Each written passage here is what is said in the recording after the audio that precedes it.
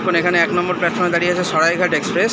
Welcome to my channel. আবার চলে এসেছি নতুন একটা ভিডিও নিয়ে। তো আজকে আমি যাব বোলপুর থেকে Malda town, Howrah Malda town intercity এক্সপ্রেসে। ট্রেন নাম্বার হচ্ছে 13011। এখন আছি বোলপুর স্টেশনে। আর এখন এখানে 1 নম্বর প্ল্যাটফর্মে দাঁড়িয়ে আছে সরাইঘাট এক্সপ্রেস। এই ট্রেনটি চলে যাওয়ার পরেই আমাদের ট্রেনটি বোলপুর স্টেশনের 1 নম্বর প্ল্যাটফর্মে আসবে। তাই ট্রেন আসুক, তারপরে তোমাদেরকে দেখাচ্ছি।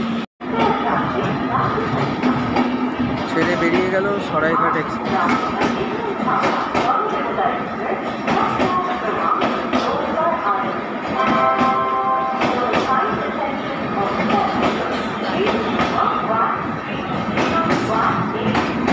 অ্যানাউন্সমেন্ট হয়ে গেছে, ট্রেন আসছে 1 নম্বর প্ল্যাটফর্মে। আমাদের এখন হচ্ছে কোচ নাম্বার D2। লাইট জ্বালার পরে সন্ধ্যাবেলা বোলপুর স্টেশনটা দেখো কত সুন্দর লাগছে দেখতে।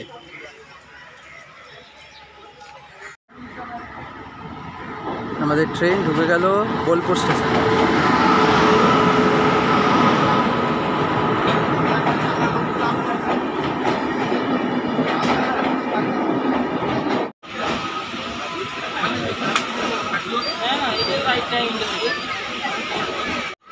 ট্রেন ছেড়ে দিয়েছে বোলপুর স্টেশন থেকে। ট্রেন ছেড়ে দিল এখন সাঁইথিয়া স্টেশন থেকে। আর আমরা চলে এসেছি এসি চেয়ার কার কোচে।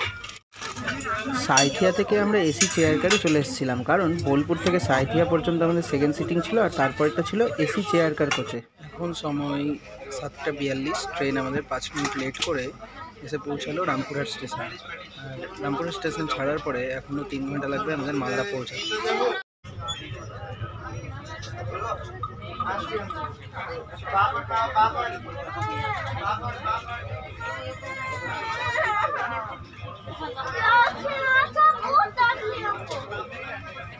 8 মিনিট দেরি করে আমাদের ট্রেন এখন এসে পৌঁছালো মুরারই স্টেশনে।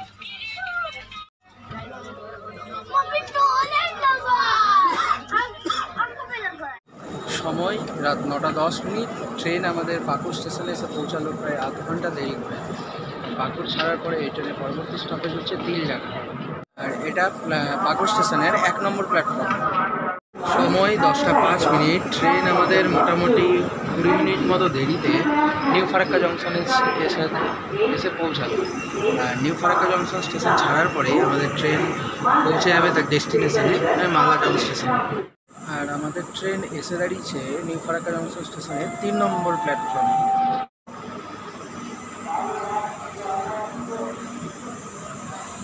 মালদায় যখন নামলাম তখন বাজে প্রায় রাত 11টা। এখন টোটো করে চললাম বাড়ি। দেখা হচ্ছে আবার পরের ভিডিওতে। ততক্ষণ পর্যন্ত বাই।